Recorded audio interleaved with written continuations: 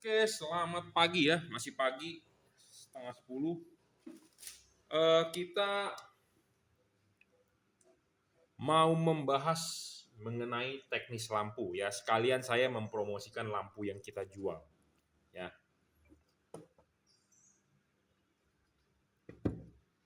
Ini ada bolam H4 ya. Bolam H4 ini dengan logo JL. Ya, jadi ini mereknya apa? Mereknya Juragan Lampu. Bohlam ini saya perkenalkan, sebenarnya videonya sudah banyak, tapi kita ulang lagi. Apa sih keunggulan bohlam ini? Ya, bohlam ini mereknya adalah Juragan Lampu, ya, ada logonya. Bohlam ini satu warna, ya, satu warna,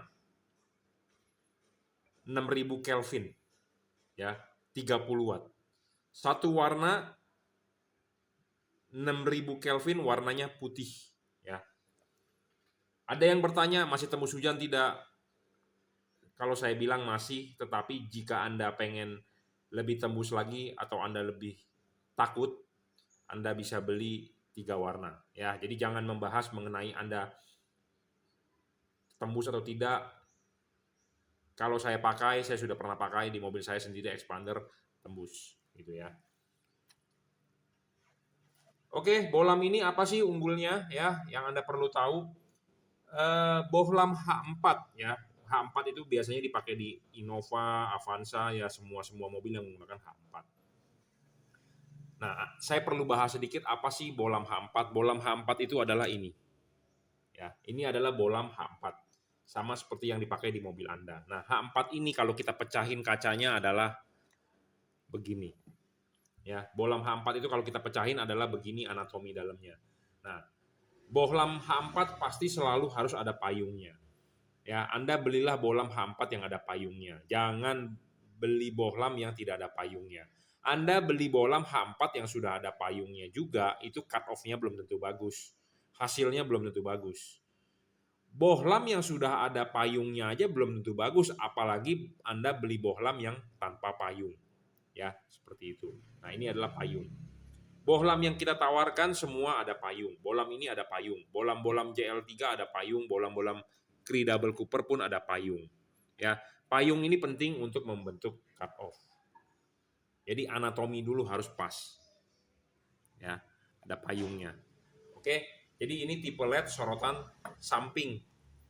Ya, nah ada satu lagi LED tipe sorotan atas bawah. Ini hanya sebagai contoh. Ya, kita juga menjual tipe ini, tetapi tipe ini agak sulit untuk di setting.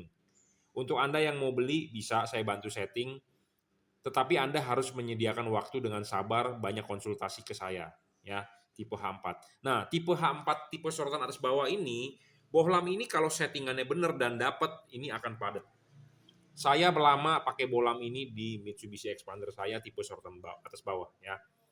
Di Mitsubishi Expander saya lama sekali pakai tipe sorotan atas bawah.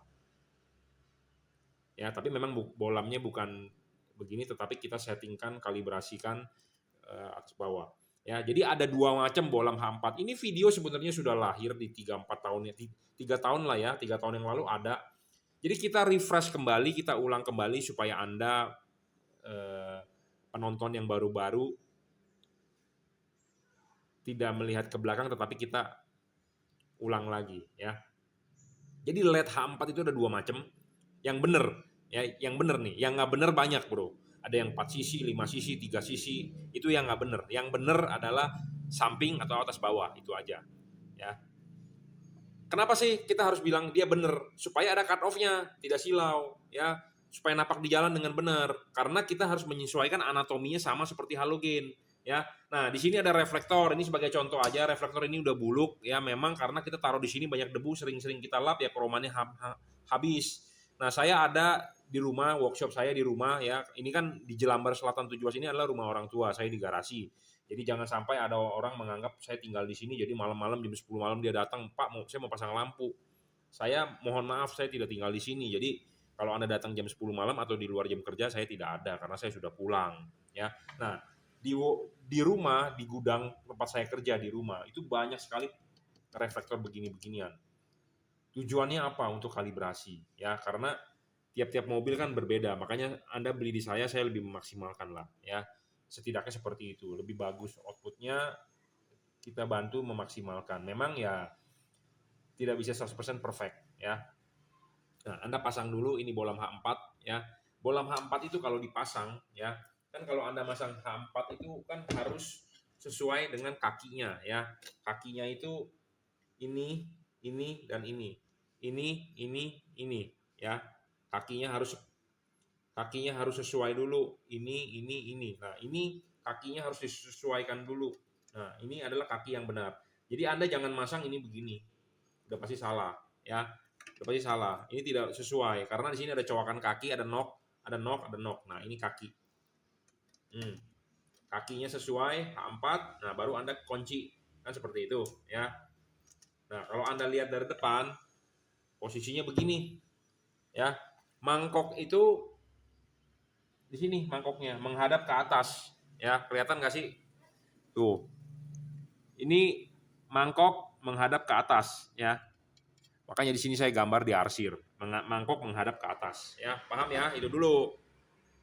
Mangkok menghadap ke atas ya, terbuka ke atas kalau kita lihat seperti ini ya. Ini adalah bolam halogen asli bawaan mobil Anda ya, menghadap ke atas. Nah, kalau Anda pakai LED sorotan atas bawah ya, ini adalah LED sorotan atas bawah. Nah, LED sorotan atas bawah ya, Anda pasang.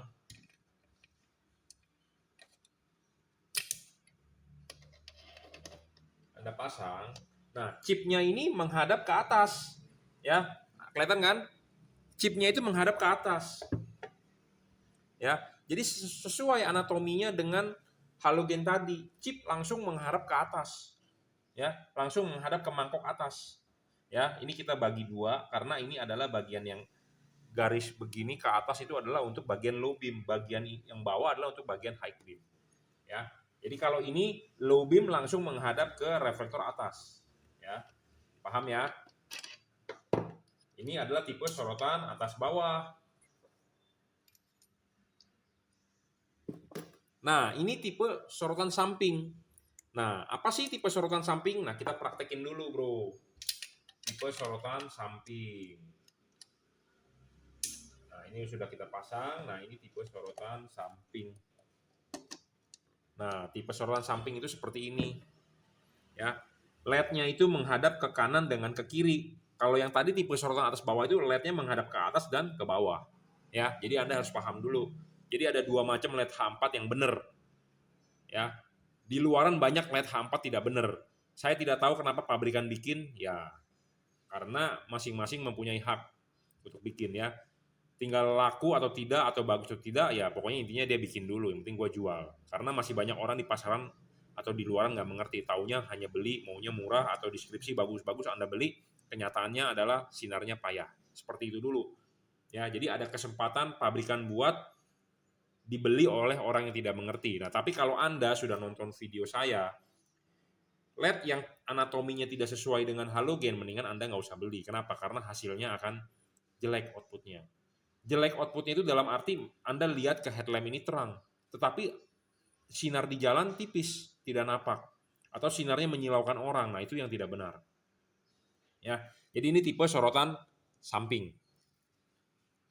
Ya, jadi ini tipe LED sorotan samping. Ya, ke kiri dengan ke kanan. Ya, paham ya?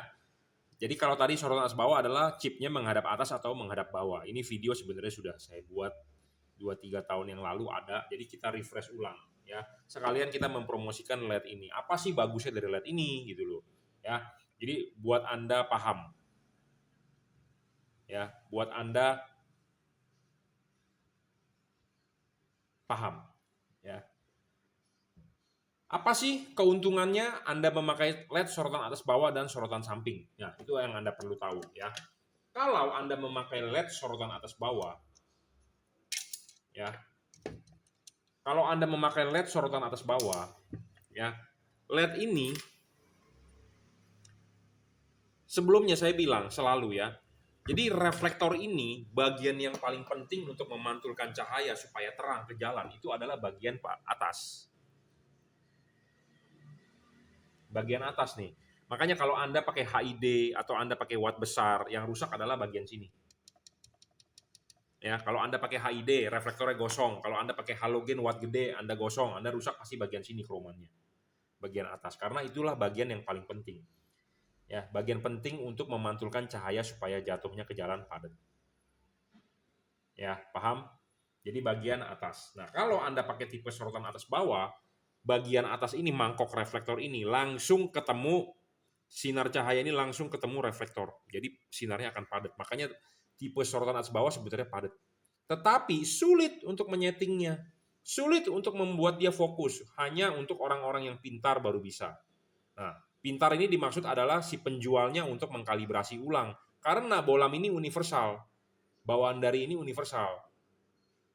Harus si penjual men-setting ulang, mengkalibrasi ulang, ada yang dibubut, harus dipandu juga yang masang supaya hasilnya bisa. Memang saya agak jarang menjual ini karena saya lihat-lihat juga orang tersebut yang beli. Bisa nggak ya kira-kira dia untuk men-setting? Tetapi kadang-kadang ada orang yang beli maunya terima beres. Pak, saya nggak mengerti, saya nggak paham. Udah terima beres aja Pak, pokoknya saya tinggal pasang ini itu. Saya nggak perlu setting-setting lagi. Nah, kalau yang orang seperti itu beli, berarti jangan dikasih tipe ini. Kenapa? Menyulitkan dia. Saya tidak mau bikin dia sulit. Karena kenapa? Dia udah keluar duit untuk beli. Kita jangan bikin dia susah lagi. Kenapa? Karena dia kan udah taunya, dia udah keluar duit, dia maunya bagus. Bener nggak? Anda sebagai pembeli, Anda udah keluar duit. Tentu Anda tidak mau ribet-ribet lagi. Tentu Anda maunya tahu, tinggal pasang, tahu terima nyala terang. Seperti itu. Nah, kalau yang seperti begini nggak bisa. Jadi saya jarang untuk menawarkan tipe-tipe begini. Tapi kalau buat Anda yang hobi, buat Anda yang paham ngoprek, Anda boleh beli tipe ini. Harganya pun memang lebih mahal karena banyak yang harus dikerjakan. Itu satu. Kedua, Anda harus punya waktu untuk ngobrol banyak dengan saya setelah barang sampai dipasang. Karena nyetingnya susah. Susah sih, bukan susah-susah banget. Setting yang Anda lakukan adalah tinggal putar-putar maju mundur, tetapi Anda harus dapat selaknya. Itu aja. Harus dapat poinnya. Kalau poinnya dapat, hasilnya akan bagus, ya. Kalau udah dapat hasilnya, poinnya akan bagus. Tetapi kalau jika settingannya belum dapat, ya sama seperti Anda deh, setting motor bor apaan, pakai karburator PE atau Anda punya motor Satria FU, pakai ganti karburator PE, ya PE apa sih, PE 28. Kan settingannya mesti dapat. Jangan terlalu kering, jangan terlalu basah, jangan terlalu berbet, jangan terlalu ini, terlalu itu. Nah, kalau settingan udah dapat, motor Anda kan galak. Biasanya seperti itu kan, orang-orang ngomong kan. Nah, sama, LED ini juga begitu. Kalau settingannya belum dapat, ya berarti hasilnya belum maksimal. Tetapi kalau settingan udah dapat, akan padat. Ya, padat. Gitu. Ya. Tapi susah. Jadi Anda harus punya waktu. Sama seperti Anda setting motor lah, ya. Anak-anak bore up, anak-anak yang ganti-ganti seher, ganti CDI kan begitu ya, setting-setting dulu, bolak-balik bengkel, setting sampai dapat. Udah dapat enak, wah motor gue larinya udah kayak kuda, nanya seperti itu. Ya sama, LED itu juga seperti itu. Nah, makanya kalau untuk Anda yang tidak punya waktu, saya tidak tawarkan, ya. Nah, solusinya bagaimana? Kan LED itu padat. Kenapa sih bisa padat? Karena atas bawah, atas ini langsung menuju ke sinarnya, langsung menuju ke reflektor atas, langsung padat ke jalan. Itu kunci utamanya. Anda mau terang itu kan harus padat sinarnya di jalan. Banyak orang mengganti lampu kalah dengan lampu jalan. Kenapa? Karena sinar lampu mobilnya kurang padat. Seperti itu masalahnya. Jadi kalau ada yang lebih padat, tentu Anda akan bilang lampu mobil Anda terang. Tetapi kalau lampu mobil Anda kalah dengan lampu jalan, pasti Anda akan bilang lampu mobil Anda tidak terang. Kenapa? Karena tidak ada pembanding. Seperti itu. Ya, jadi tujuan utama kita adalah supaya tengahnya padat. Makin padat, makin terang. Nah, makin terang, makin padat, kita berbicara di fokus nih. Kali ini kita berbicara di fokus. Karena salah satu faktor lampu terang itu bukan hanya di watt. Banyak orang salah kaprah juga. Beli bolam wattnya gede-gede supaya terang, bro. Betul. Salah satu faktor untuk membuat dia terang adalah wattnya harus gede. Kedua adalah harus stabil. Ketiga adalah harus fokus. Makanya kenapa ada syarat ketiga, adjustable. Ya, jadi kadang-kadang ada orang bilang mau terang aja, wattnya mau gede aja. Tapi kalau bolamnya nggak fokus juga nggak bakal terang, bro. Kenapa? Ya karena ini adalah pemantul, reflektor pemantul. Pemantul ini juga harus bagus kromannya, jangan butek-butek kayak begini. Kalau Anda punya lampu, mobil kromannya udah rusak, Anda mau pakai bolam apapun nggak bakal bisa bagus karena ini pemantul. Ya, pemantul. Mikanya juga udah butek kalau bisa dipoles. Ya, karena itu seperti kacamata lah. Kalau Anda orang pakai kacamata, kalau kacamatanya kotor, Anda lihat mata Anda pasti kan nggak bakal bisa jelas ke depan. Bener nggak? Jadi ini satu kesatuan. Watt gede, tetapi kalau tidak fokus juga hasil outputnya nggak bakal terang. Nggak bakal padat ke jalan. Ya, seperti itu. Nah, jadi reflektor ini harus fokusnya tepat terhadap itu bolam. Nah, makanya kenapa ada istilah setting dan kalibrasi. Ya, disetting, dikalibrasi supaya cocok. Ya, gitu ya. Nah, karena LED sorotan atas bawah itu sulit untuk men-settingnya, nah kita menyiapkan satu buah LED yang PNP. Anda tinggal pasang dan saya memandukannya gampang. Jadi ini LED adalah LED tipe sorotan samping tapi rasa atas bawah. Ya. Kenapa LED sorotan atas bawah itu bagus? Saya bilang karena dia akan padat di tengah. Padat di tengah itu adalah yang kita butuhkan supaya lampunya terang. Tapi susah disetting. Nah, kita tawarkan LED yang gampang disetting, rasanya seperti sorotan atas bawah. Nah, LED itu apa? LED itu ini. Kenapa LED ini? Saya bilang rasa sorotan atas bawah karena LED ini tanpa bayangan gelap atau minim sekali bayangan gelapnya. Kenapa bisa bayangan gelapnya minim sekali? Karena dia frameless. LED ini dipasang di sorotan samping, tetapi kan reflektornya di atas yang penting nih untuk memantulkan cahaya lebih terang ke jalan. Ya, jadi supaya padat outputnya di jalan kan kalau yang ini dipasangnya begini. Chip LED-nya langsung menghadap ke arah reflektor, sedangkan kan kalau ini dipasangnya menyamping. Nah, bagian yang ke atas ini kan kosong. Nah, karena ini dia frameless, tanpa frame, jadi bayangan gelapnya bisa kecil, jadi setidaknya sinar ke cahaya ke atasnya ini bisa padat. Makanya saya bilang LED ini adalah LED sorotan samping rasa atas bawah. Ya, paham? Paham?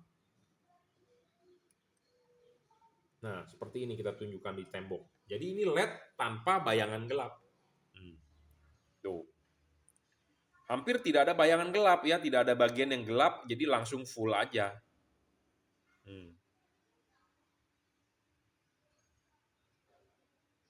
Ya. Jadi bayangan gelap ini nih, yang ke atas ini kan bayangan gelapnya ini tidak ada. Makin tidak gelap makin bagus, makin sempit makin bagus. Itu yang kita butuhkan. Jadi itu sama seperti LED sorotan atas bawah. Itu yang kita butuhkan.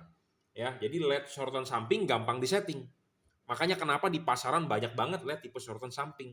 LED tipe sorotan atas bawah jarang. Susah disetting. Tetapi kalau Anda dapat settingannya, ajib. Kenapa? Saya sudah buktikan sendiri. Saya berani ngomong membuat konten. Saya nyoba, bro, di mobil saya. Di 2018 videonya ada itu. Di mobil Mitsubishi Expander saya. Pertama kali waktu itu beli, Anda tahu dong, Expander itu lampu payah, bro. Nggak kelihatan apa-apa. Bagaimana cara supaya terang? Nah, kita riset di situ. Nah, makanya dari situ saya menjual LED. Dulunya saya menjual HID, bro. Ya, kalau Anda follower saya, Anda tahu, dan Anda rajin, ada waktu nontonlah konten-konten saya sebelumnya, Anda tonton. Jangan di-skip. Ya. Oke ya, jadi LED ini adalah LED sorotan samping tipe atas bawah, tanpa bayangan gelap. Nah, kita praktekin pasang di sini.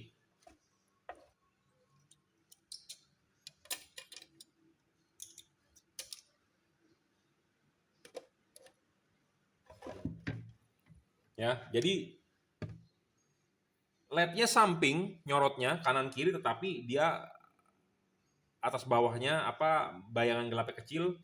Nah, makanya LED ini bisa dipasang arah jam 12 vertikal. Bisa, bro. Kalau LED dengan bayangan gelap besar, tentu jangan dipasang vertikal. Rugi. Kenapa? Karena bagian sininya kan ketemu gelap. Padahal bagian di sini bagian paling penting nih yang saya arsir. Ya. Jadi kalau LED-nya begini, bayangan gelap ke atasnya gede, dia pasang vertikal rugi. Tentu tidak bisa padat outputnya.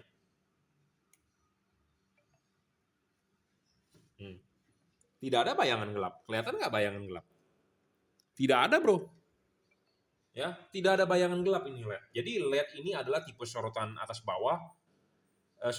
Tipe sorotan samping rasa atas bawah. Makanya outputnya padat. Testimoni LED ini bagus, bro. Ya, Tapi kita lebih banyak menjual ke arah 3 warna, kita promosikan ke 3 warna, nah kita akan promosikan satu warna tipe ini. Ya, saya juga mempunyai satu warna tipe Kree juga. Kree masih bayangan gelapnya masih gede dibandingkan ini. Ini tanpa bayangan gelap. Kenapa bisa tanpa bayangan gelap? Karena dia LED-nya frameless, nggak pakai frame. Jadi kalau kacamata itu ngomongnya tanpa frame, frameless. Jadi kan ada dong kacamata, kalau Anda pakai kacamata kan ada kacamata frameless, tanpa frame, tanpa gagang. Nah, ini LED tanpa gagang, frameless gitu ya. Nah, di situ salah satu faktor yang membuat lampu itu bisa terang padat selain sisi watt ya. Memang watt memegang peranan penting ya.